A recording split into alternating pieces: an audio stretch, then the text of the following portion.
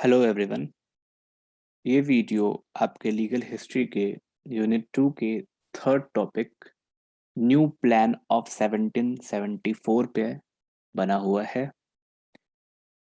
New plan of 1774 पे आने से पहले हम बात कर लें कि जो लास्ट चेंजेस वारेन हेस्टिंग्स द्वारा किए गए थे 1772 में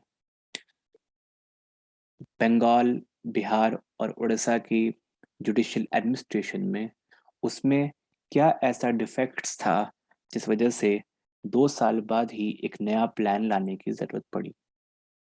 अगर आपको याद हो तो लास्ट लेक्चर में हमने बात की थी कि 1772 का जो प्लान आया था उसमें पूरे एरिया को डिस्ट्रिक्ट्स में डिवाइड किया गया था और उन डिस्ट्रिक्ट्स के हेड के रूप में एक ब्रिटिश इंग्लिश ऑफिसर कलेक्टर का पोस्ट बनाया गया था और उस कलेक्टर के पास बहुत ज़्यादा पावर्स थे। उस डिस्ट्रिक्ट के अंदर वो एग्जीक्यूटिव हेड तो था ही, साथ साथ में रेवेन्यू कलेक्शन का काम भी उसके पास था और वो दीवानी, जो मुफस्सिल दीवानी अदालत थी, उसको भी प्रिसाइड कर रहा था, जो हर सिविल केस का डिसीजन लेने की पावर उसको दिया करता था। प्रॉब्लम ये भी थी कि इतनी बड़े एरिया में उस टाइम जो डिस्ट्रिक्ट्स में डिवीज़न हुआ था, तो कलकत्ता में रह के कंपनी के हेड ऑफिशियल्स को हर कलेक्टर को मॉनिटर करना बड़ा प्रॉब्लम दिया करता था। ये थोड़ा पॉसिबल नहीं हो रहा था।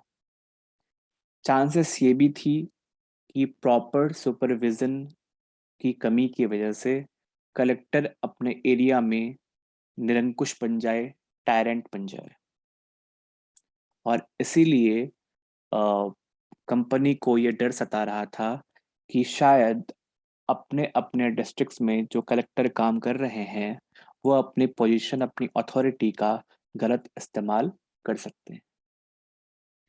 इन्हीं चीज़ों को ध्यान में रखते हुए वैरेन हेस्टिंग्स ने एक नया प्लान इंट्रोड्यूस किया 1774 में और इस प्लान के जो मुख्य बिंदु हैं, जो मेन इसके चेंजेस हैं, अमेंडमेंट्स हैं, मेन फीचर्स हैं, इसको हम डिस्कस कर रहे हैं।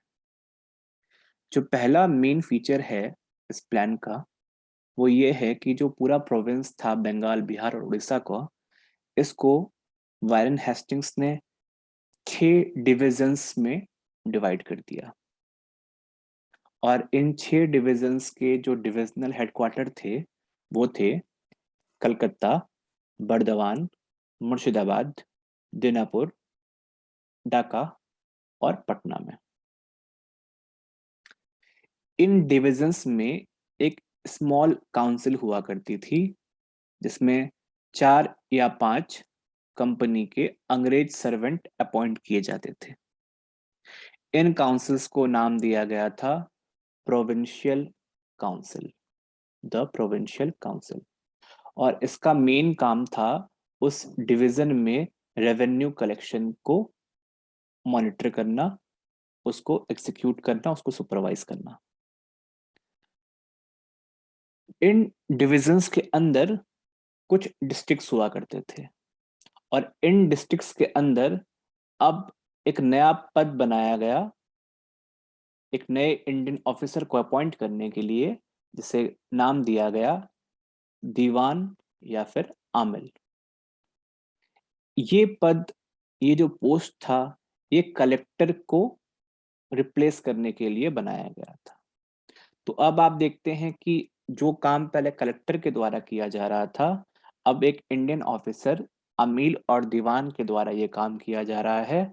अमील और दीवान ही उस एरिया में, उस डिस्ट्रिक्ट में रेवेन्यू कलेक्शन के लिए जिम्मेदार हैं और अब यही मुफस्सिल दीवानी अदालत में जज के रूप में भी बैठेंगे, जैसे पहले कलेक्टर बैठा करते थे।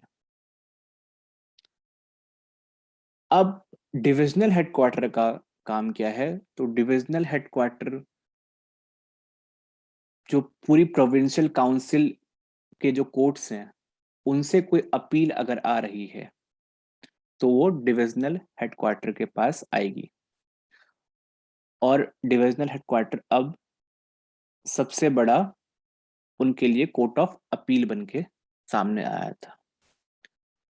ये जो पूरा सिस्टम चेंज किया था वैरन हेस्टिंग्स ने, ये 1774 से लेके 1780 तक ऐसे ही चलता है, जब तक वैरन हेस्टिंग के द्वारा कुछ और नए चेंजेस नहीं लाए जाते।